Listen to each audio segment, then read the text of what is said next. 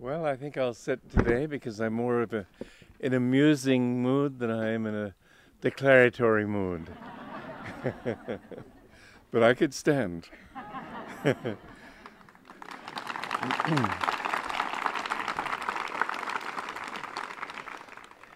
I want you to know that I really went through, I call it a miracle.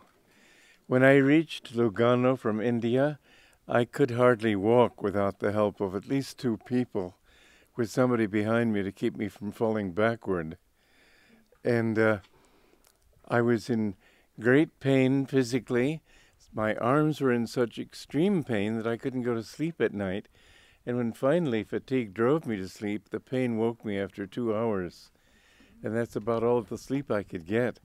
I had long thought that in May of this year I might leave my body.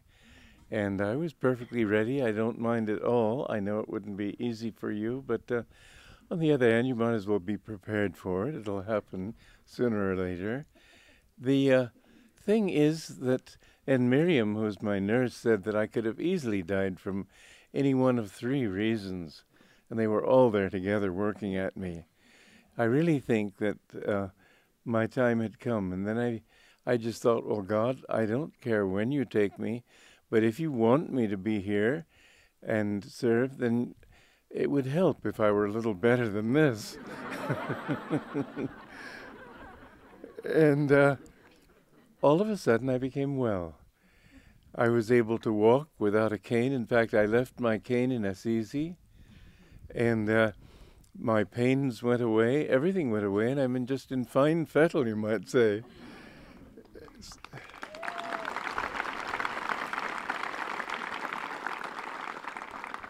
So I think that you're doomed to have me around for a few more years.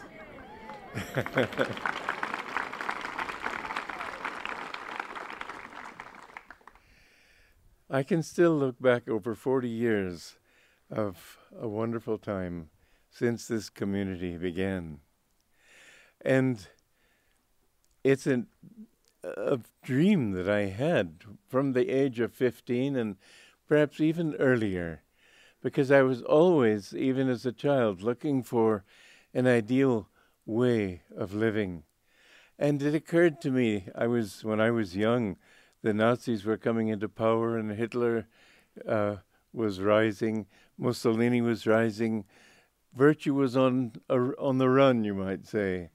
And there was a great deal of anger, fear, and anxiety in the world at that time. And I grew up not in the midst of it, but I was in Romania, where my brother Bob, who had blonde hair, they used to call him Nazi because they figured he must be German. The times were difficult, and I didn't have to fight through them. We came to this country at the age when I was 13, not we, but I. And I remember we were to go back, and I was to go to school again in England, and we left Oklahoma, where my relatives were, and we got out on the station platform in Chicago, and the first thing we saw was this headline, "Germany invades Poland," and war was inevitable. So we didn't go back. We stayed here in America, and I didn't get to get the brunt of it, but I was very much concerned for it. All my old friends and everybody I knew and the way of life that I had known were being destroyed. Many people we knew in Romania were sent to Siberia, and it was not an easy time, as those of you know who lived through some of it, although most of you aren't my age. You had at least the repercussions of it. And I had this idea of how can man live in peace. And I wrote the first version of my play, The Peace Treaty. I called it The Peace Treaty, or Every Man for Himself. And it was these 5 clans, cavemen clans. It's interesting, we got the play from Kent School just a few days ago, and it's very interesting to read. And you can see my thinking at that time. what happened was that after this war, just like in the peace treaty, the essentials are there. It's a much more sophisticated play now. And at that time, too, however, it wasn't unsophisticated. And more than that, it wasn't unrealistic. It talked about one clan made war on all the others. And they all fought him back, and they finally, under the generalship of one general, one person, they were all cavemen, they won the war. And this general who had won the war had an idea for a peace treaty that would ensure peace forevermore. And they all the other lords applauded, as they did in the peace treaty as it is today. And then when it came down to actually writing the play, the treaty, then everybody said, wonderful, wonderful. However, I would like to, I think I deserve, I've been punished enough by these invaders, and I deserve some recompense, and I think that I should have a third of the land that they have. And the next one said, well, I think I should have something too. And each one of them sliced a little piece of the pie, as he called it, and at the end, the whole treaty was in shambles as each one grabbed for himself what he could. And the lord of the clan, the general who had won the war, he said, is this what life is really supposed to be? Does God want man to suffer? And then I came up with the thought that yes, he does, because he wants man to become perfect. And only by suffering can we grow. Well, this is the truth. We would love to have a world of peace, but isn't it interesting how after every war, the most popular novels are about war? You'd think people would want just the opposite. They'd want novels about peace. People want a little excitement. Master told the story of a man who went to heaven, and a friend of his who had gone to the other place called him on the telephone one day, and he said, well, what do you do up there? Well, in the morning we have prayer, chanting, and meditation. And in the afternoon, we do prayer, chanting, and meditation.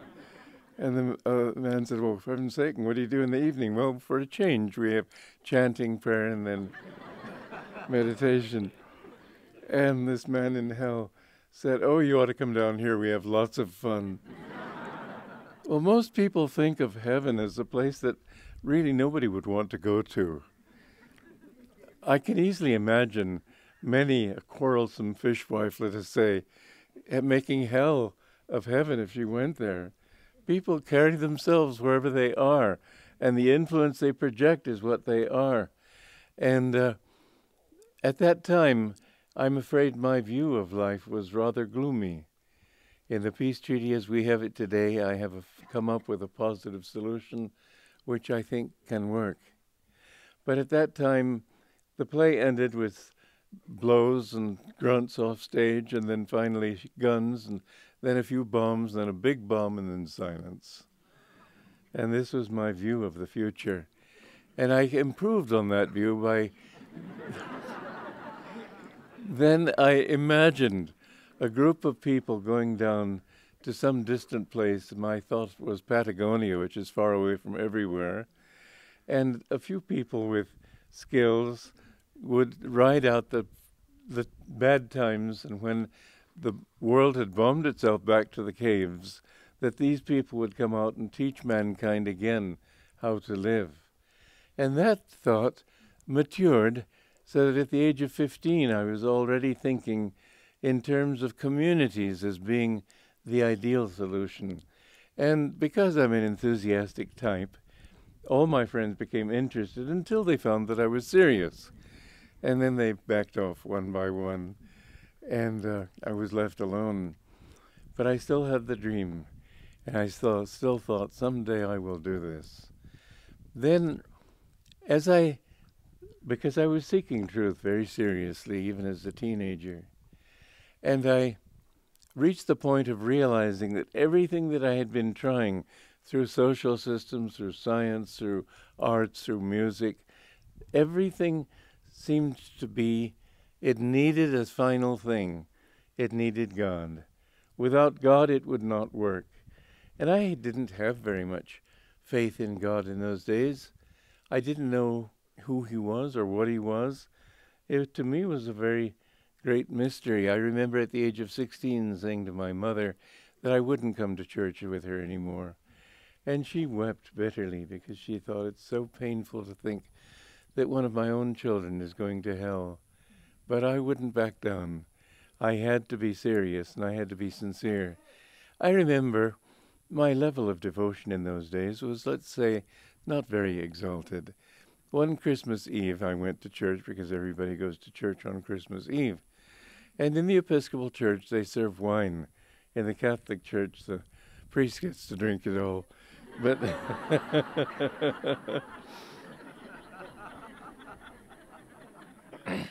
in the Episcopal Church, everybody gets a little bit. And there was a long line. The church was completely full. I was near the end of the line. And I was beginning to develop what the Irish would call a mighty thirst. And when the priest put this cup to my lips, he put it there for the usual second and then tried to take it away. And he couldn't. I was tilting it up.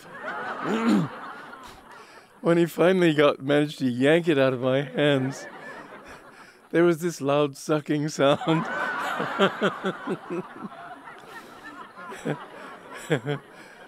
My brother was kneeling beside me and giggled. I've improved on those days. But I came to realize that without God, nothing's going to work. He's the sort of missing link to everything.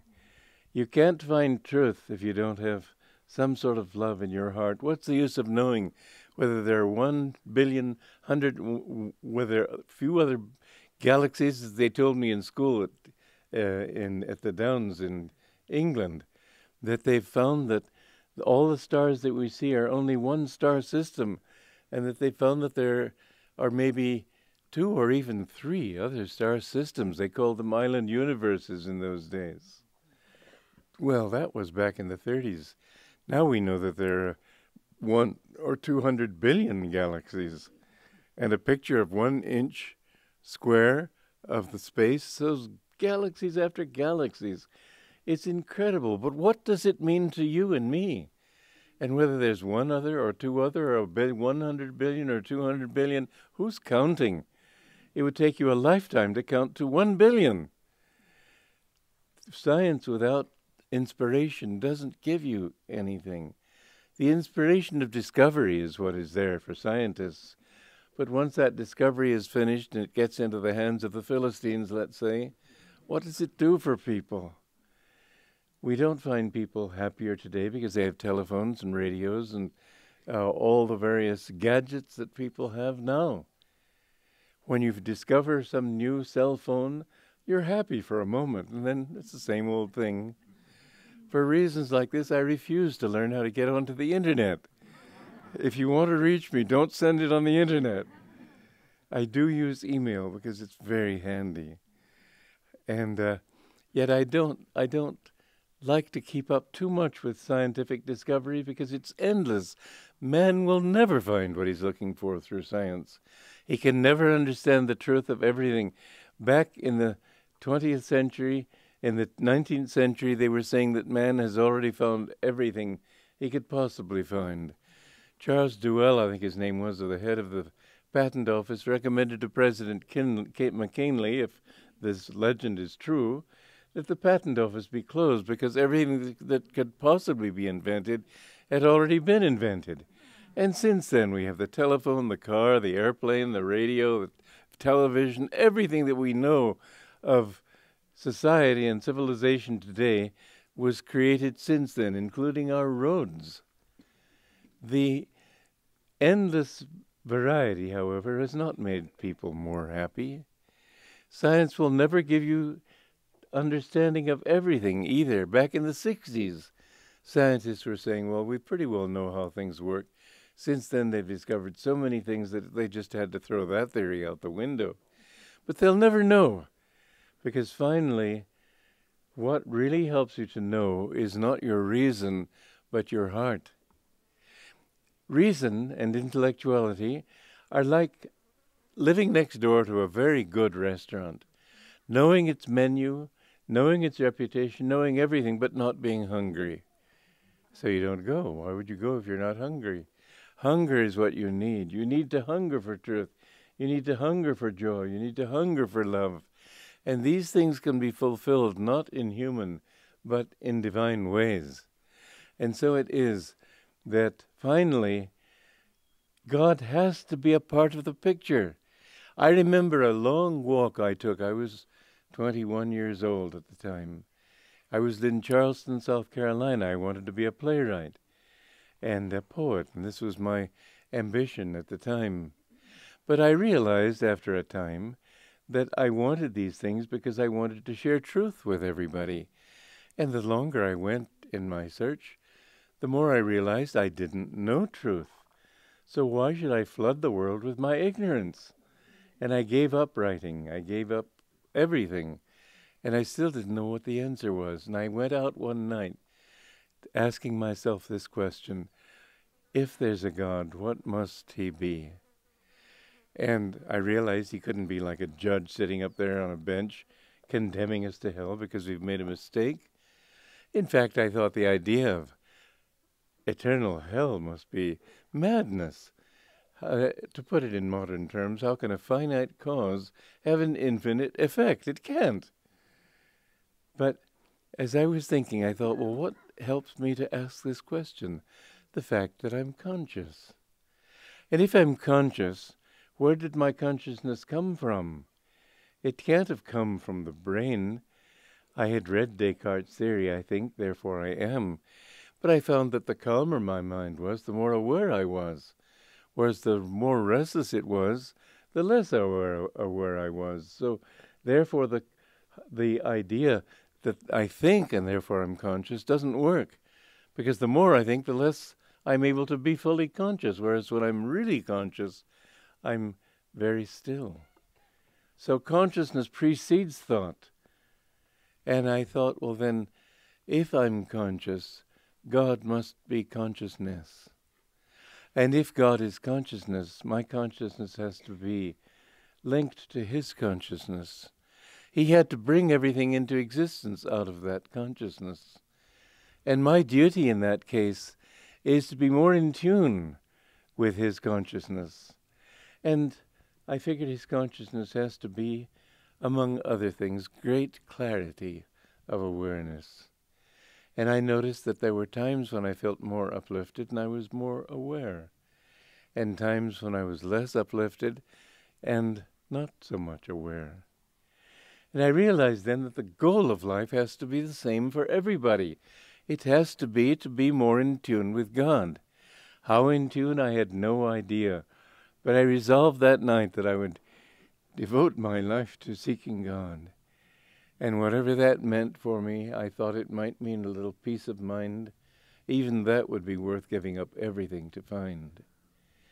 And I remember coming home to my apartment where I was living with 4 other guys. And they were laughing at me for being so serious, but I was really in a very serious frame of mind. I just realized that this was a moment in my life when I had discovered what I was meant to do. And I felt that their laughter, they were just like yapping puppies. And I went to my room and I didn't know how to pray. I didn't know if God would even listen to me if I prayed. But I resolved that night that I would seek him. And I went up, when the Dock Street Theatre closed for the summer, I went up to White Plains where my parents were living at the time. Our home was in Scarsdale, but we had let the home because my father had been sent to Egypt. He was an exploration geologist for Esso. And my mother was packing things up and getting ready to go. And I found, first of all, I borrowed her Bible and tried to read it. And I came to that part where so-and-so begat so-and-so, and he died, and somebody else begat so-and-so. I bogged down in the begats. It was just beyond me. I thought this may be a great scripture, but it doesn't say anything to me. And then I saw that she had a short World Bible on her shelf and little excerpts from all the different scriptures. And I read these, and most of them were poetic and some of them were beautiful, but I couldn't really make out what they were meaning. They didn't say anything to me personally. But when I came upon excerpts from the Hindu religion, I thought, this is for me. It talked of God as an infinite consciousness, not as a person. They said that to find him, you have to unite your consciousness with his. That was for me. That's what I knew had to be the truth. And it said that you must experience God. You can't just believe in him. Well, that was my stumbling point with religion, that it told you to believe, believe, believe. People used to believe the world is flat. That didn't make it so. People believed that the world was the center of the universe, and they found out that it isn't. And religion punished and condemned Galileo for 400 years. In fact, he wasn't forgiven by the Catholic Church until the 1970s. Hard to believe. Here, all the world knows that it's so, and still they held him under condemnation. This belief was a prime way of getting into greater ignorance, as far as I could see. And what I found in the Hindu excerpts was that if you want to know God, you must experience him. Well, to me, that made sense. And it said, if you want to know God, go to a solitary place and meditate and realize him in yourself. And I thought, well, that's what I want. And I wanted at first to be a hermit. Thank God I never did that. I was thinking of going to South America where it's cheap to live, living in a forest somewhere, a jungle, and spending my time meditating. And if I found a little peace of mind, maybe coming back and telling other people how they too could have peace of mind, that was the most I could dream of in finding God. And the day that I put my mother on the ship, this is how God works in our lives. The very day I put my mother on the ship to go join Dad in Cairo, I walked uptown, New York, and found Autobiography of a Yogi. And that book completely changed my life. I took virtually the next bus across the country. And the first words I addressed to Yogananda when I met him, and that too was a miracle. They told me I couldn't become a member there, a monk there for 4 years, till I'd finished the course. Then they told me I couldn't even see him for 2.5 months. His appointments were completely booked. And I was pretty discouraged because all my life I'd had this particular blessing that if I really wanted something, I could get it. And it always worked for me, even when it became a matter of passing a Greek test, which I hadn't studied for. But the one thing that I had really wanted was this, and I was being denied it or delayed, and I just couldn't understand it. I thought, well, maybe I'm not ready. I'll just live nearby and come to church and wait till I am ready, and then he'll accept me. And I was going out the door when Mary Hammond, who was the receptionist there, came to the door, and she said, well, since you've come from such a distance, I'll ask Master if he'll see you today.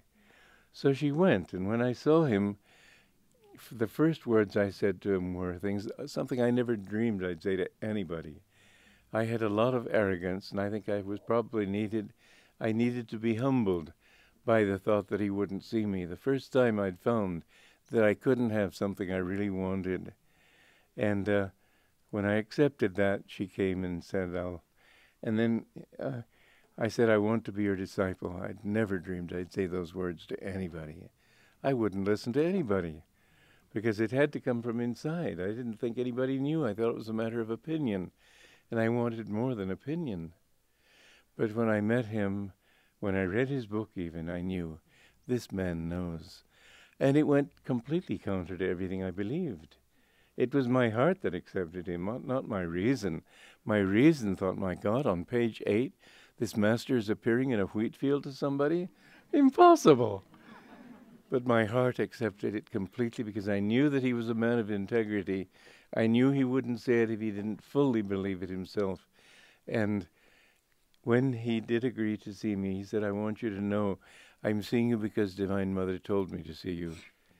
There was a lady who came here 2 weeks ago from Sweden. I wouldn't see her because Divine Mother didn't tell me to. And again, he would tell me things that Divine Mother told him to tell me. It was a great experience for me, as you can imagine. But I found in time that this one thought that I thought I would just abandon was very much a part of his thinking too, that what is needed in society, because he thought of the upliftment of society and not just of the enlightenment of a few disciples. He thought in terms of spreading this teaching in such a way as to uplift the whole of civilization. He had a vast mission, not just a small one. And one step toward the accomplishment of that mission was the creation of World Brotherhood colonies, as he put it. And I remember, and you heard me talking on that in that movie last night, how at the garden party in Beverly Hills, to which we were never invited again, how he talked with such fervor. I have never heard such a powerful talk in my life. And I vowed that day I would do everything I could to fulfill this ideal. And it wasn't long after that. I was standing with Herbert Fried, who was being sent to Phoenix as the minister there. And Master was in the car right in front of us, about to go out. And he was giving Herbert a few words of last-minute advice. And then he paused. I was very nearsighted, and I'm not nearsighted now because I've had laser surgery on my eyes. But I couldn't see clearly where he was directing his vision, although he was much closer to me than the front row here. And he said, you have a great work to do. And I turned to Herbert, naturally, wishing him felicitations, thinking this work in Phoenix was doing a great work. And Master said, it's you I'm talking to, Walter. And from then on, he kept saying these things.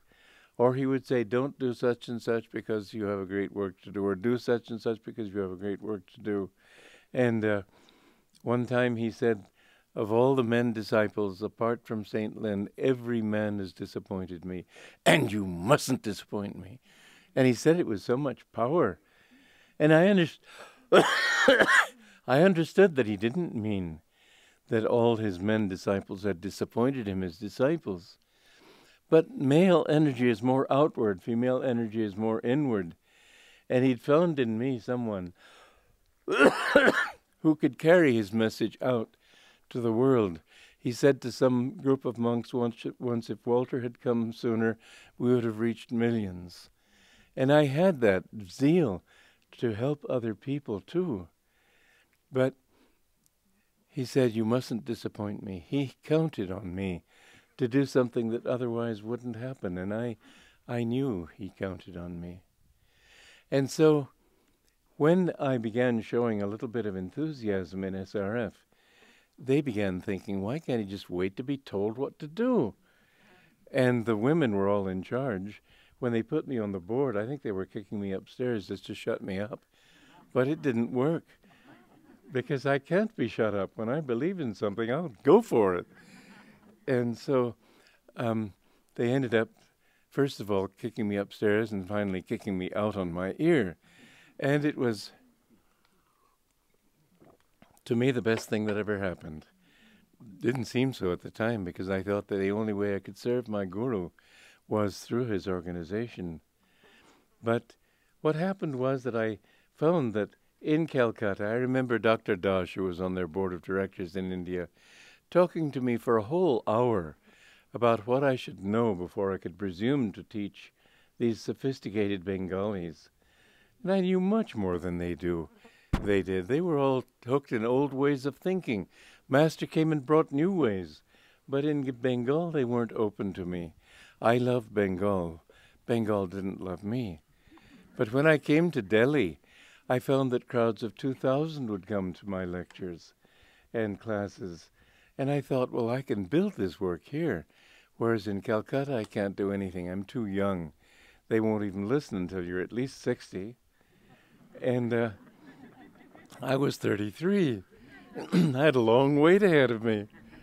So I decided that I would get land in New Delhi. Well, I went back. Dayamata gave her approval to this, but many times she let me down, and this one she let me down greatly, because when I announced what I had done, she just sent the letter around to the others and never told them that she had given me permission. So it looked as if I had done everything in pure presumption. Anyway, that's fine. It led to the best possible solution, so I don't mind. However, at the time, as I say, it was not easy. What happened was I got to Delhi, and I found that I couldn't possibly get land in Delhi. It was a government town, and they allowed land for hospitals, universities, schools, even businesses, but not for an ashram. Nehru was not a spiritual man, and he just felt that India is clogged with ashrams. We need something different. And so they were the last priority. And I said, by my will, I'm going to make this happen. And I remember going out to the outskirts, which was where Qutub Minar is now, but Delhi's way beyond that now. There was an empty field, and beyond the horizon, they said there's a town there called Gurgaon, which really means Gurugram. Gurgaon, Gurugram. It was the home of Duryodhana, of Dronacharya in the Mahabharata. And anyway, that was too far away. The people didn't have cars in those days, and the buses stopped a long way short of the outskirts, and they said that everything on the outside was a green belt and you couldn't build there anyway. So I thought, well, I can't get land in the city, I can't get land out of the city, I'm going to get land where I want it. And there was a part where the green belt came in, sort of made a loop into the heart of the city, and right near Bedla Mandir, there was 25 acres there that would have been absolutely perfect, near the heart of the city, and yet in the green belt area. And I said, that's what I want. And they all laughed at me. They said, it's not possible. There was a yoga ashram long before the green belt area began that was just across the street from what I wanted. And a man came who, if you understand Hindi, he was considered a pakabanya, a perfect merchant. And he said, I've studied their bylaws, and I've seen that they are ruled by a majority vote of the members. I will simply buy up enough members and then give you the ashram. I said, I will not take it on those conditions. And he, being, as I said, a pakabanya, couldn't believe that I wouldn't accept it if he gave it to me. So he went up and bought up the memberships, and he came to me a couple of months later. He said, Swamiji, the ashram is yours. I said, I don't want it, and I refuse to take it. And he went away with his tail between his legs, but I would not take something away from somebody else. I would not do something adharmic. And so I went on trying. Finally, I wrote a letter to Bhagavan Sahaya, who was the Chief Commissioner of Delhi State. And I said to him that you think of this as a green belt area, and it's a wonderful affirmation because it's a green area outside the city, would provide lungs for the city. But it's not a green belt area. It's mostly sand and gravel and a few stunted shrubs. And I said that even as rich as Delhi is as a big city, it will take forever to build these thousands of acres into a good garden. You have one place, the Buddha Jayanti Park in the Greenbelt area, that is an official thing. Why don't you let other people have parks? Institutions can build parks for you, and if there are enough of them, then they'll be able to make this truly a Greenbelt area and not what it is now, which I said is a public latrine. And he called me and he asked me to come over, and he said, I like your idea and I know that I could sway the other commissioners to it. But he said, I can't, since this decision came down from the very top of government, I can't get it without Nehru's permission. And I said, well, fine, would you ask him? Oh, no, you have to ask him. Well, that was like saying you have to go to the moon. and then I'll talk. Then we'll talk. And well, the people I was staying with were Kashmiri Brahmins, and the Nehru family was Kashmiri Brahmins, and a friend of the lady, Rani Bhan, was a friend of one of these aunties, a cousin of Nehru's. And so she took me there, and I talked to this cousin, and the cousin agreed to get me an appointment with Indira Gandhi. And the day that I met Indira Gandhi, she talked to me.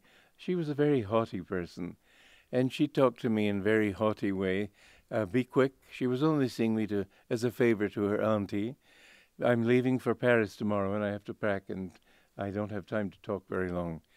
So what do you want? Like this. And I said, do you speak French? Yes. So I started talking French with her, and that sort of helped to melt her a little bit. And I said, well, where did you learn French? Oh, you'd never know.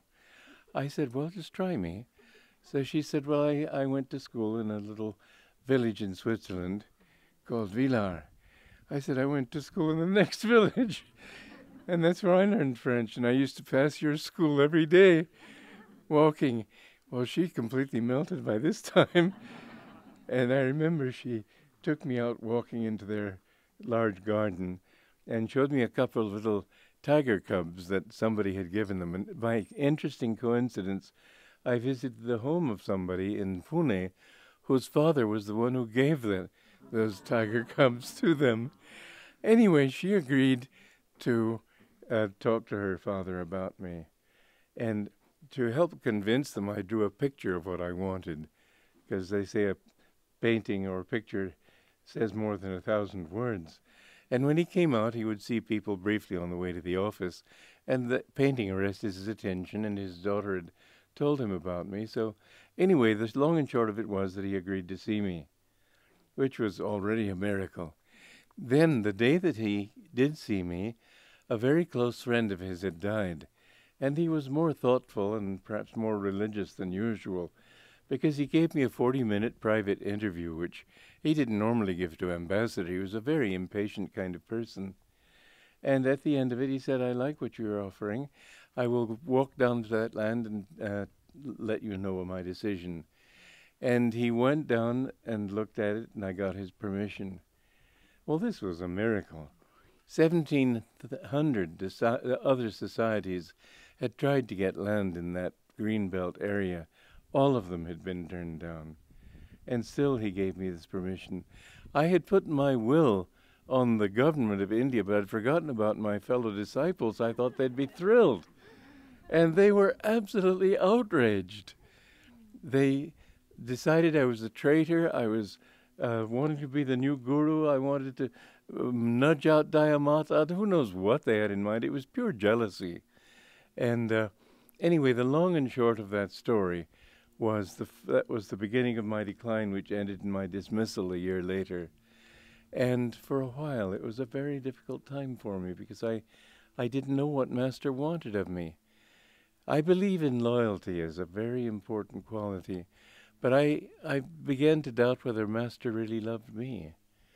And I reached the point where I said, even if you don't love me, you can't get rid of me that easily. I love you.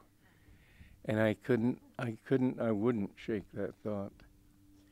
And then gradually I came back, and this is the final result. And I know now that what I am doing and what we are doing is what Master wanted.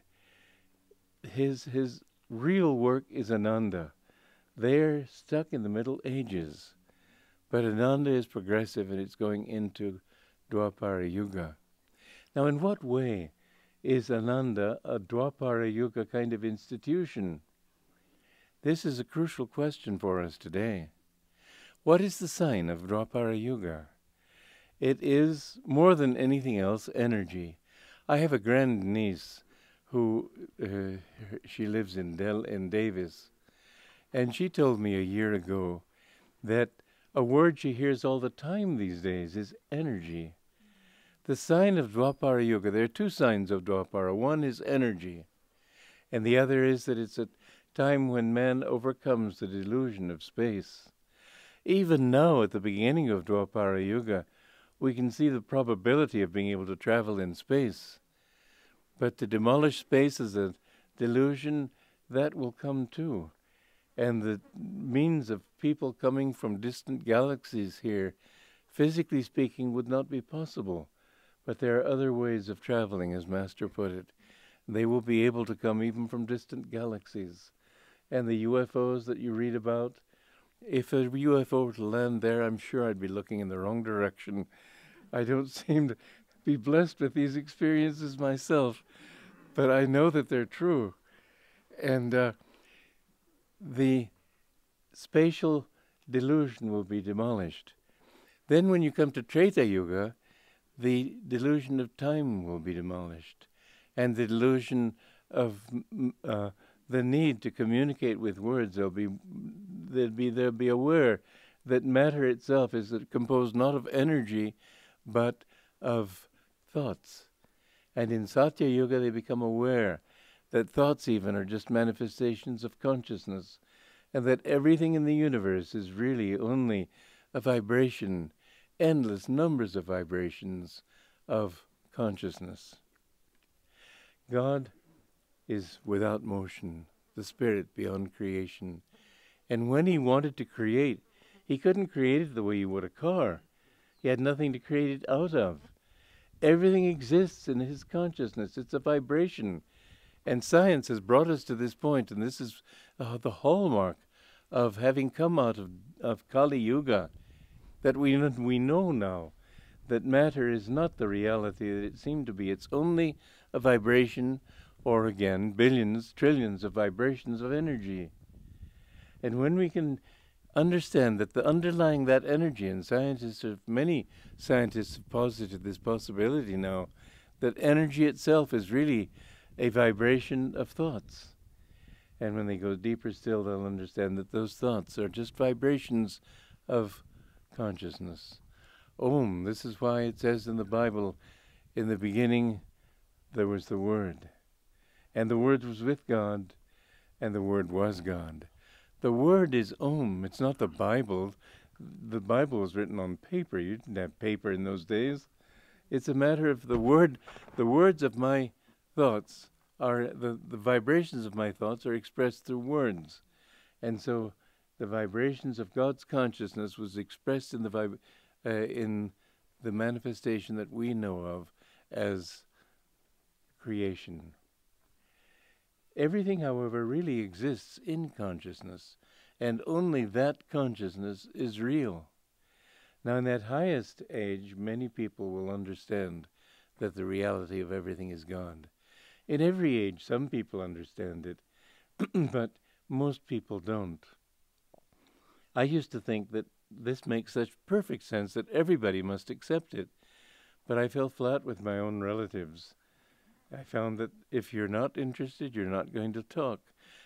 We don't have millions of people here today. We have a few hundred, because not very many people are ready to understand or to accept that the goal of life is spiritual and not physical. They still think, like a cousin of mine said, a cousin of my mother's, therefore a second cousin of mine, I told her that desires are not the way to be happy, because fulfilling them doesn't give you happiness, and her answer was, well, I still think I'll be happier when I get that sofa. What are you going to do? People have to come to this point of their own accord. This is why I was right in that play. It isn't that God wants us to suffer, but he created suffering as a corrective. When you go wrong, you suffer. Just as if a child touches a hot stove, he knows he mustn't touch it again, because it hurts. And when you are hurt by wrong living, then you learn not to live that way again. But without pain, you could go and err 1,000,000 times and still be happy. The law of the world is such that if you go against that law, you suffer. And so over many lifetimes we find, I mustn't touch this, I mustn't touch this. Finally, what can I touch? My own self. It's the only thing you can touch. The only thing you can ever go into and understand everything. The scientist can learn everything about the atom, but he won't know the atom.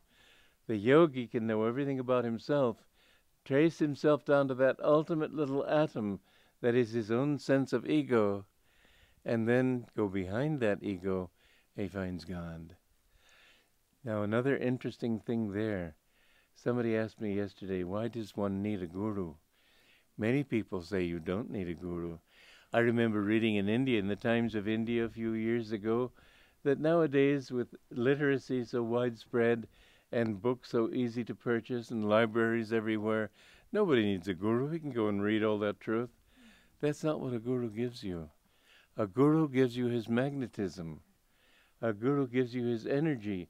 And with that energy, you find that your consciousness changes. There was a story that my guru told me of a man who was being bothered by a demon. This is a story in India, obviously, because the man was reading in the scriptures about a certain mantra that he could use, and he recited this thing onto a handful of powder, and then threw the powder onto the demon. And the demon laughed at him. He said, "Before you could even throw that powder, I myself got into it. So how could that powder affect me?" This, as many stories are, was an analogy. It was a metaphor that your ego is already infected with the delusion, with the disease of the delusion of being real. And your reasoning power won't get you out of that. You can think about your ego and it just won't take you anywhere. It was like a dream I had many years ago, not many, a few years ago, in which I was flying. And I thought, well, this is a weird thing to do. Maybe I'm dreaming. So I tried by reason to tell whether I'm awake or dreaming. And my own reasoning, but dream reasoning, told me I was doing something strange, but it was still real. I was really flying. And what was my surprise a moment later to wake up and realize that in spite of all my reasoning, it had been a dream anyway. And so here we are in this dream, and it looks so real. One little puff of death, and it'll no longer be real. One little puff of realization, you see the whole thing has been a dream. And it seemed real. And it seems real for incarnation after incarnation until finally you shake loose that delusion. But in the Bible it says, as many as received him, to them gave he power to become the sons of God. And most people think that receiving Jesus Christ means believing in him. It means much more than that. To receive him and to receive his consciousness into yours.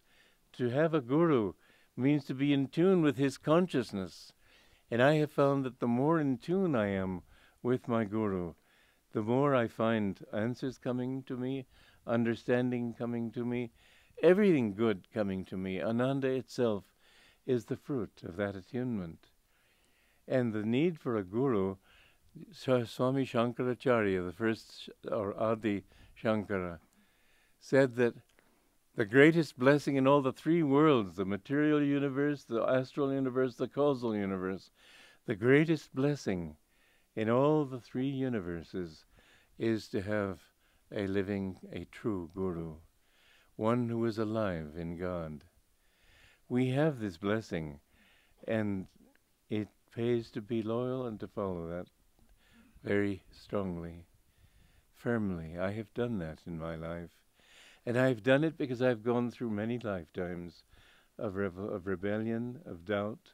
Master told me once I was eaten up with doubts. It's made me a good teacher. You know, when you break a bone, what heals that bone is stronger than the bone around it. And so when you have a fault, don't say, oh, don't think of yourself as a sinner or anything, because sooner or later you'll overcome that fault. You have to. You're a child of God. You have no choice. But once you've overcome it, that will be one of your strongest things. So now faith is one of my strongest suits, just because I have been a doubter. I know every doubt anybody could have. I can anticipate them. But it's made me a good teacher, because I know what people worry about, and I know how to answer their questions. And I have seen again and again, don't worry about some unfaithful disciple. We're all unfaithful sooner or later.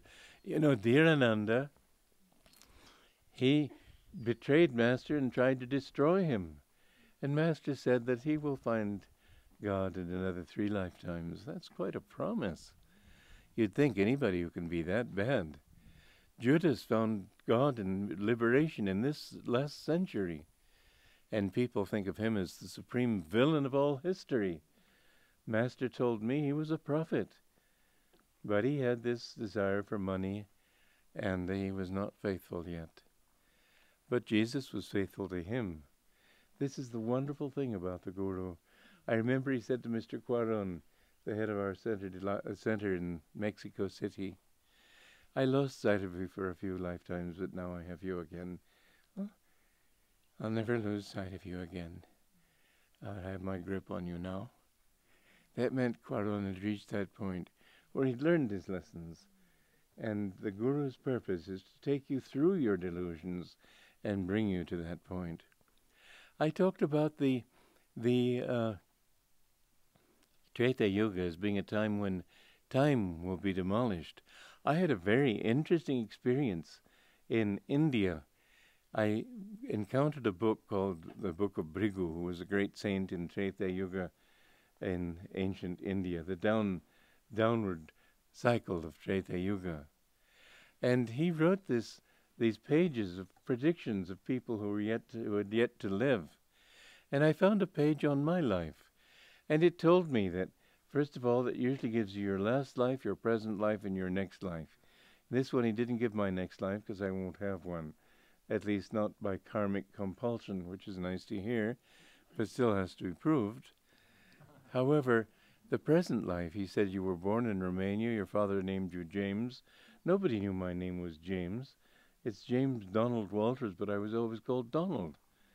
And yet, he said that. He said, you were born in Romania, grew up in America. You have brothers, but no sister is possible. No living sister is possible. One will die in your mother's womb. And when I got home to America, I asked my mother if she'd had a miscarriage. She said, yes, she had one. I hadn't ever known about it. He told me I would go back to America within 2 months. I left in 2 months, less than 2 months. He told me of different things that would happen that have come true. He said my name would be Kriyananda, and it is. He said my Guru's name would be Yogananda. He talked about the results of bad karmas as well as good karmas, and they've all come true. And it's an amazing thing that somebody who lived thousands of years ago could know these things today.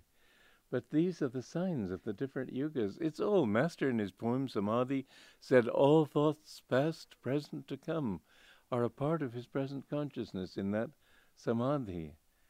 And you may ask yourselves, and probably will ask yourselves, as I asked myself, how can there be free will if somebody knows some thousands of years ago that we're going to be wearing a red tie on this Sunday or something? Well, it's because at any given moment of time, we always try to do that which will make us happy. And we have delusions as to what will make us happy, but our desire for happiness is the one abiding reality of human existence. All human beings try to avoid pain and to find happiness. And in the beginning, they think happiness will come from drinking, money, sex, pleasure, power, fame, all these things. And gradually, they become more refined, and they reach the point where they are free. And yet, even Jesus Christ's crucifixion could be predicted, and was predicted long before he was born. And so we see that the ability to do something totally unexpected is not the sign of free will. You can't do anything that's not predictable at a certain level of consciousness. Free will means when you can act for your own highest happiness, but you can never be free from God, and therefore you can never act independently of him. And the whole concept of free will is a complete delusion. You aren't free. There's no hope of being free. And the thing is that God has his talons in you, and you can't get away. You might as well give up. I'm joking, because you have to do it with your own free will. And in fact, in the beautiful epic, the Mahabharata, Bhishma, who represents the ego, has the power not to die until he himself decides to die. And at the end of the battle, he's lying there, riddled with arrows, giving a lecture on kingship. And he doesn't die until he himself says, now I want to go. So the ego has to offer itself up. As Jesus said, who would save his life shall lose it. Who will give up his life for my sake shall find it. But you finally have to make that offering. You have to say, yes, I offer myself into the infinite.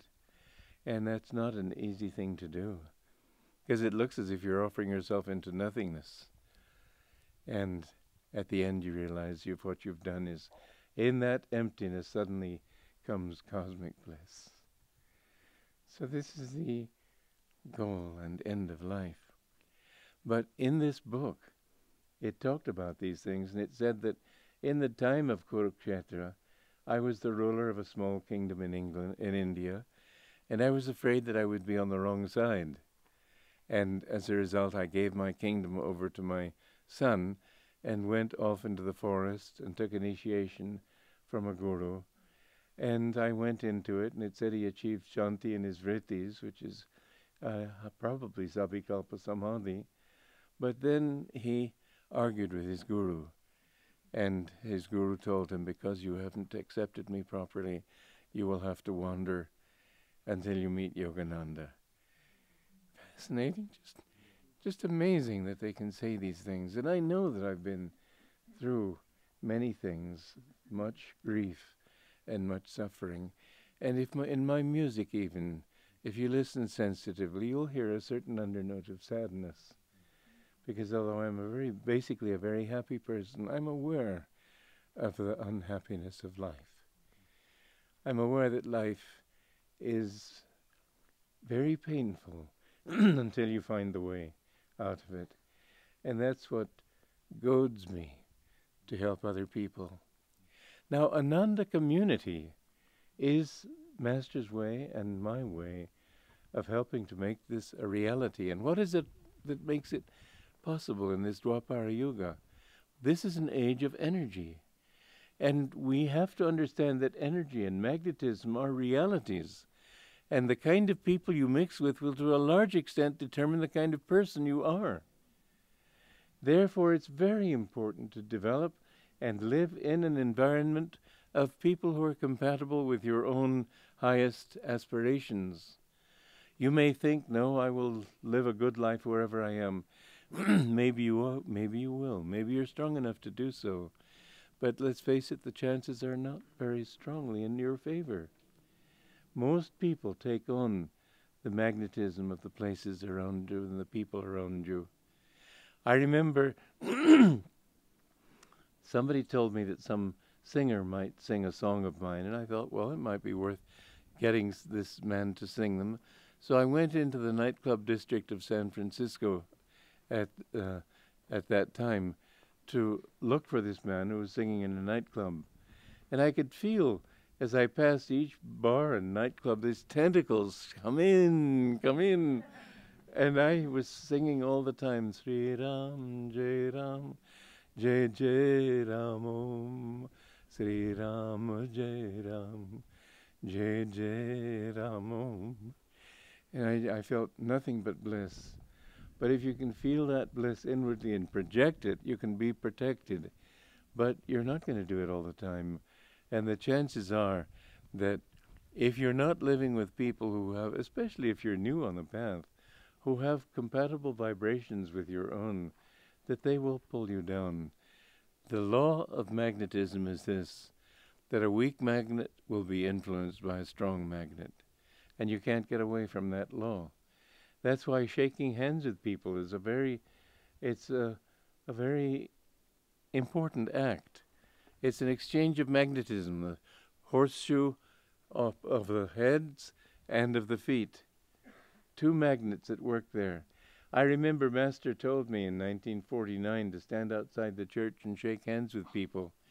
And I suppose because they thought that I was acting as his emissary, that I said to Master afterwards, please don't have me do this again. I feel completely drained. because they were shaking my hand thinking they were taking a blessing from Master. And he said, that's because you're thinking of yourself. Think of God and you won't be drained. His energy will flow through you. And I found it was true. I had more energy afterwards than before. But living in community, somebody said to me a few years ago, you have some wonderful people living here. I said, it's what they're doing that makes them wonderful. And it isn't only what they're doing in the sense of meditating and serving. It's also true because the more they live with people who have these ideals, the more they take on these ideals.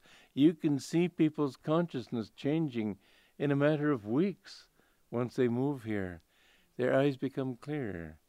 They show more integrity. They show more happiness, devotion to truth and joy. These things you see in the faces of people around here. You sent me a picture of Ananda faces. I didn't like the picture. They were all smiling. Anybody can smile. It was nice not because they were smiling. They could have looked serious. I spent 4 days in the presence of a great saint in southern India, and he hardly ever smiled. But there was such bliss in his eyes. That's where you see it. Not in the lips, but in the eyes. They were all good people, and you could see that. But it wasn't the smile that did it. It was the eyes. When you live with other people who live for God and have God as their ideal, you find that it's much easier to find God or to raise your consciousness than it is in the cities where you end up thinking you're doing a good thing if you help a little old lady across the street. There's so much more to being good than that. How can you learn to love everybody when everybody around you is insulting you or trying to pull you down or jealous of you if you do well and all the various emotions you find in this world? How can you? It's very difficult, but when you live with other people, all of whom have this kindness, you begin to understand that God is really everywhere. And why should we love everybody? Well, it's very simple. Because everybody in the world is seeking that one thing, bliss. They don't know it. The worst mafioso thinks he's looking for money and power and revenge and all sorts of wrong emotions. But he's still looking for happiness according to his own lights. And he'll find out sooner or later that it doesn't give happiness.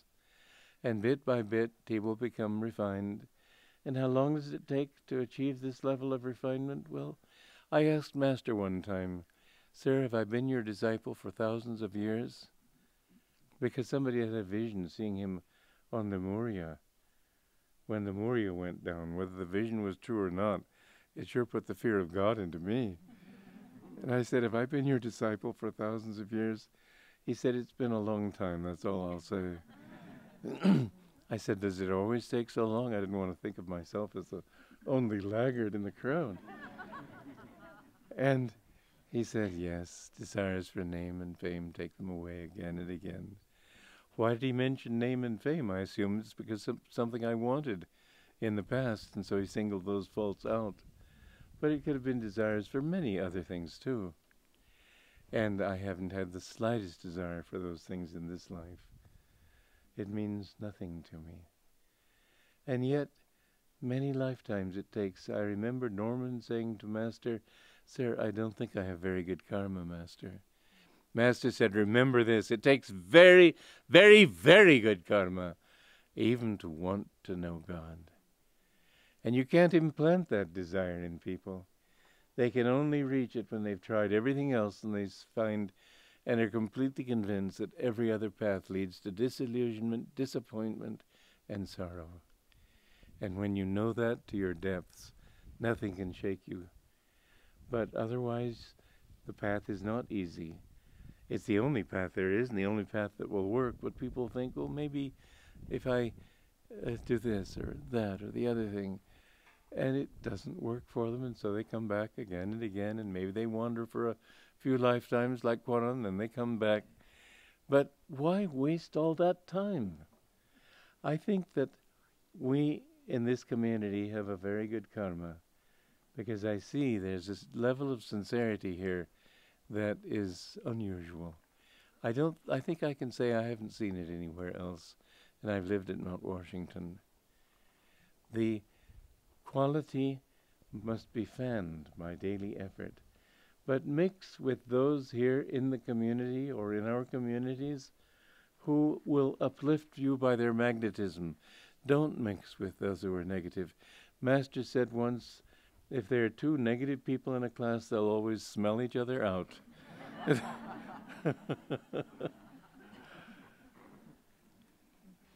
Mix with positive people. Their influence will uplift you, and it's very important to do so. Don't mix with those who doubt. Don't mix with those who have things they're working on that might pull you down too. You'll find in any group of people, if there's anyone negative, he'll mix with those who are negative. They want justification. Mix with those who are positive. Mix with those who think in terms of what they can give, not in terms of what they can get. This is why I don't tell people that one of the supreme reasons for living in community is that it's the best insurance possible. But that's the selfish reason. It is the best insurance possible. When you've got a whole community behind you, even when there's a Great Depression, as one is coming now, you find that a group of people can hang together in a way that individuals cannot. And they will lose their jobs, and they may starve to death. I say it seriously. The times we're coming to are much worse than we're facing right now. It's going downhill. In a group of people, they can grow their own food, they can live simply, they can live away from the madding crowd, so to speak. That I don't offer. I'm offering it now as a fact, but I don't want to offer it as an inducement to join Ananda, because I want people to come here because they love God and because they want to find God. Can you find God alone as a hermit? Well, I must tell you, I wanted to be a hermit, and I would not have known what the hell to do. I was just completely at sea. When you learn with other people and you learn the right attitudes, and you have to learn to give, to be generous, to be kind. It's in a way selfish to be a hermit unless you are able to maintain a level of samadhi that keeps you completely engrossed in God, like Ram Gopal Mojumdar. But otherwise, to live with others and to live a self-giving life, this is essential. These communities, I believe, are going to be the wave of the future. And many of them will form for the selfish reasons that I have given, because they're valid reasons. I have read articles in magazines and papers sent to me from America, because I wasn't in America at the time, urging people to get together and buy land in the country. That's what Master talked about. He said that live simply, live in a place where you can have your own job, your own school, your own church, everything in one place. Live close to God, live with other people who love God. And he said that this idea would spread like wildfire.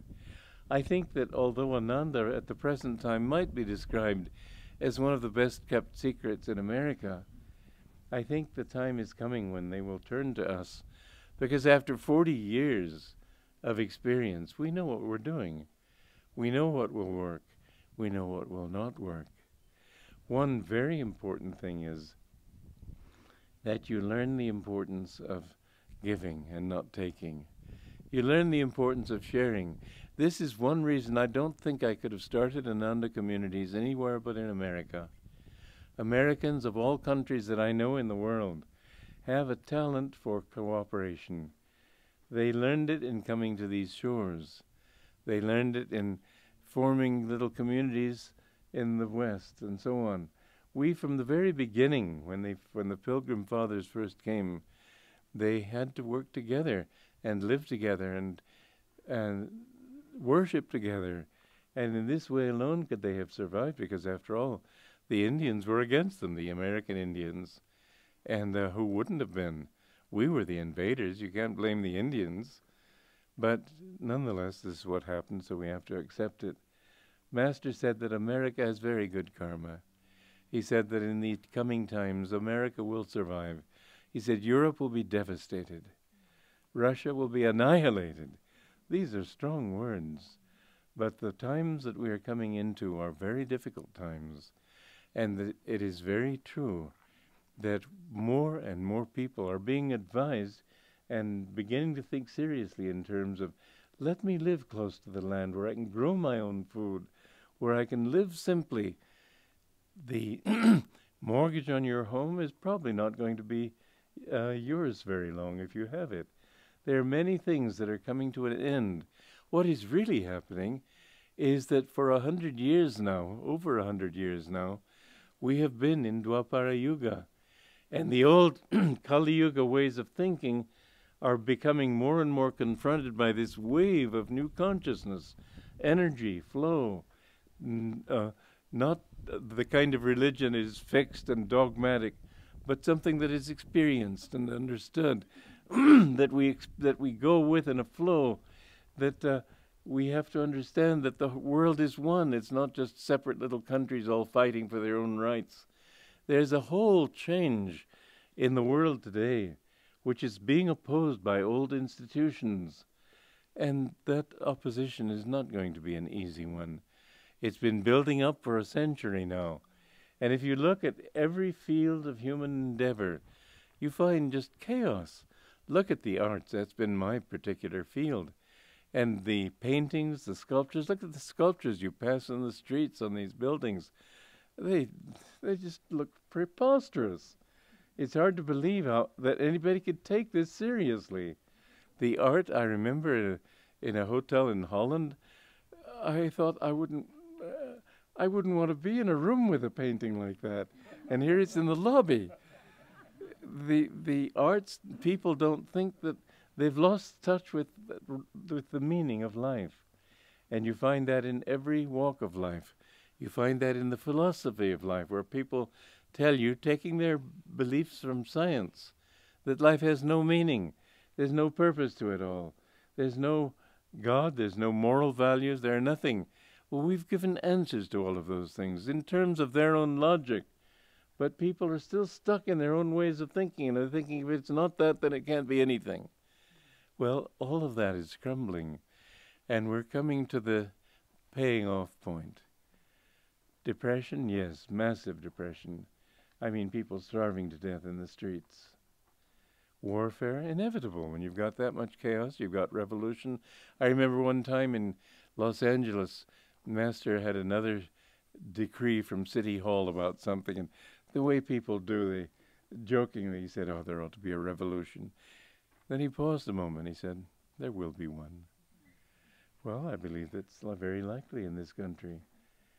I think that the likelihood of war is worse than, it's not just likely, it's almost inevitable. There are 30,000 known atomic weapons in the world today. That doesn't account for the unknown ones. People could bring atom bombs across the border easily. Only 2% of what comes in a ship is examined in customs. It could easily be that somebody brings in an atom bomb and destroys New York or other cities in this country. This terrorism is a reality. And there are people who think that they're doing God a favor by killing everybody. And of course, if they got everybody dead who didn't agree with them, they'd be fighting each other, because such is human nature. But the reality of war is great, and when there's that much chaos, there's a reality of something else to be considered. We don't live in an isolated position on our little mud ball of a planet. We live in a cosmic environment, and the chances of a huge cataclysm are very great. Cataclysm is something nature-made, not man-made. I know in church on Sunday morning, Master one time stopped his talk about depression, which he said is certain to come. But then he paused and he said, you don't know what a terrible cataclysm is coming.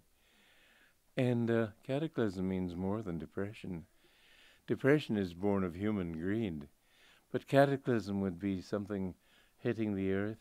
He said, Padre Pio said, the children of Garabandal were told by the Virgin Mary. These things are things to be taken seriously. When people like that say these things, they're to be listened to. And all three of them have talked about 3 days of darkness. Padre Pio said, don't go outdoors when that comes, because there will be a poison in the atmosphere even. What could cause this? If it's a volcano, that would take years for the dust to settle.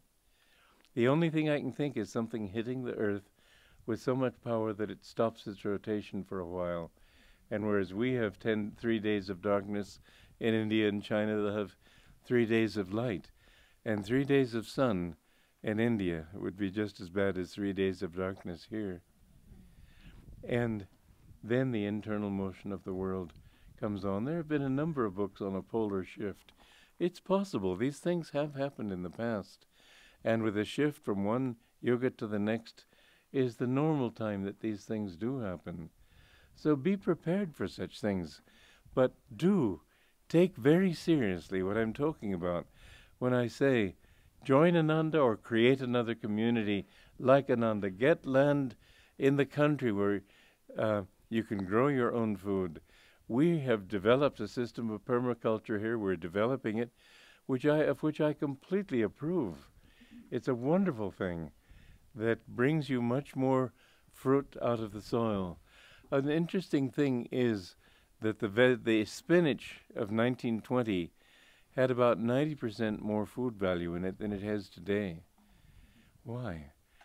Dorothy, who was one of the Findhorn people, and they used to commune with these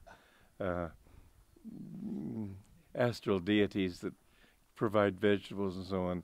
Very interesting. I went there and visited. And she came here one time to visit, and she said there are devas everywhere, but she said that the devas are withdrawing from this planet because we no longer have any respect for nature. We don't think in terms of cooperating with nature. We think of conquering nature.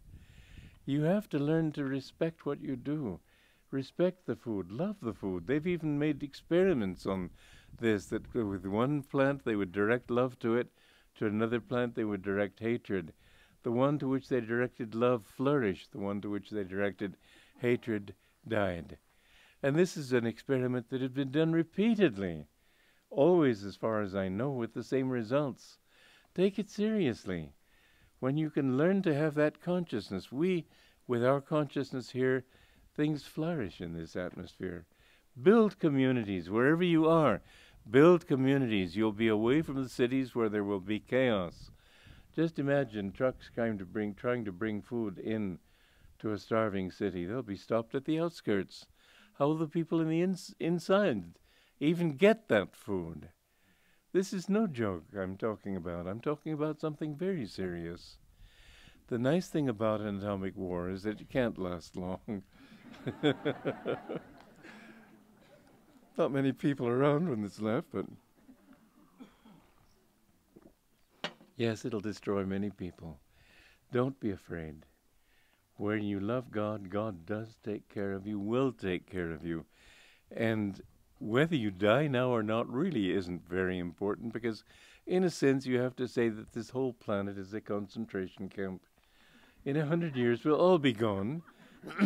The only difference is you don't see this one dying of cancer and that one dying of a heart attack and this one. But there are terrible things going on in this planet because they go one by one. We keep hoping for the best. But 100 years from now, there isn't anybody alive today. We'll be here then. A handful, but not many. So remember that in any case, to love God, you will be coming back again and again. You're stuck with that. You can't help it. But when you can get out of this desire to come back, that's when you'll be freer. Seek that freedom and love God. He will take care of you whatever happens. But if you love Him, you will be protected. This Master promised us, and I know it's true, because I've seen that protection again and again in my life. Now then, when you start communities, you'll be starting a pattern of a way of life. It doesn't have to be an Ananda community. If Ananda had 100,000 communities in the world, God, think of the logistics, think of the administration. We'd be another Catholic church. I wouldn't want it. I don't think that we're doomed to have another super church. Master said the future of religion would be self-realization. The truth of religion has to be inside. Jesus Christ said that the kingdom of God is inside you. You don't have to go outside. You don't have to have hierarchies of priests and cardinals and so on. Your real church is your body. You take this church with you wherever you are, and you can worship him wherever you go. This will be the religion of the future. And I think that Ananda, I pray that Ananda will be not supervising communities, but inspiring communities. Because after 40 years, as I said, we can say with a certain amount of confidence, we know what we're doing. And that knowledge, I would like many of you who live here to think in terms of going out and starting other communities. And yes, you might want to call it an Ananda community because we all believe in these things. One thing, though, if you do that, make our gurus your main reality. I think of them as the avatars of this age, and of Master particularly. And I think there's a benefit in having each community dedicated to one spiritual teaching, one spiritual path. I know in the beginning they were cooking with onions in the kitchen at the meditation retreat, and somebody came in and said, "Oh, Krishna doesn't like onions." And I said, "Listen, this is not Krishna's kitchen, it's Yogananda's kitchen, and Yogananda liked onions." This thing of having to tiptoe around, I mean, supposing we had lots of people here who didn't believe in reincarnation, well, out of consideration and respect, we'd have to be quiet in their presence if we wanted to talk about something that's central to our beliefs. Why not be able to relax in your own living room? I say that when you have a community, it should at least agree on certain basic truths, basic principles, spiritual principles primarily. Then you'll have peace in your, as I said, in your own living room. But at any rate, if you do start communities, do it with a group. I do believe in the need for it. I don't think people need to come to Ananda from Taiwan or Hong Kong or all over the world. Yes, Ananda has done something wonderful, but those things are needed elsewhere too. I do think that it's more difficult in the cities. I think that country living is finally going to be the answer. And I'd like to see more and more such communities started everywhere. Why do you need communities? Not just for the sake of the individuals living in them, who are helped magnetically by the presence of other people, but also for the effect that it has on other people. If everybody in this community went to a different city, got a job in a different office, lived in the suburbs in his own little house, and he carried with him the peace of meditation, so that when there were the usual office squabbles, he was above them and didn't get affected by them and was an influence for peace. And people would finally begin to notice this, and they'd say, "Well, how come you're always so peaceful?" And he'd say, "Well, I meditate and I have faith in God." Well, they would probably say, "It's perhaps, I think it's because you take bran for breakfast." They'd try to reduce it to the lowest possible level of their own experience. When you have a group of people living together and all of them being like this, like that man who said, "You have some wonderful people here," and I said, "It's not the individuals. If you saw them individually, you might say they're wonderful people, but when you see so many, you have to say it's what they're doing that makes them that way, and the magnetism that they develop in doing it, which I didn't say, but that's a major part of that truth. It's having communities where people can see it being practiced by a number of people that becomes convincing to other people. So when people say, "Oh, but you're running away from life," this is life. Why do we have to know what life is by being with them?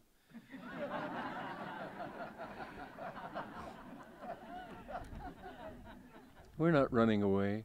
We're offering an example that can be useful to people wherever they live, and that is being useful to people wherever they live, because people from all over the world write and say that our lives are more meaningful because of what you are doing here. I look back over these 40 years, and over the many more years since I first came up with this idea and dedicated my life to forming such a thing. I look back on it with a lot of satisfaction, because I find that it does work, and that it is a model that can help to change the world in a positive way.